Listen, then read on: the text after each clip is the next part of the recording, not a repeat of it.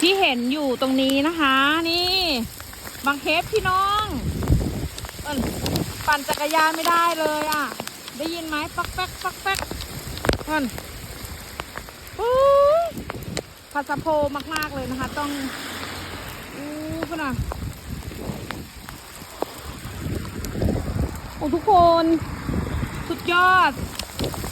ได้ยินไหมอ่ะปั่นจักรยานนี่ลื่นเลยนะเนี่ยป๊าดปักหลายแล้วนะ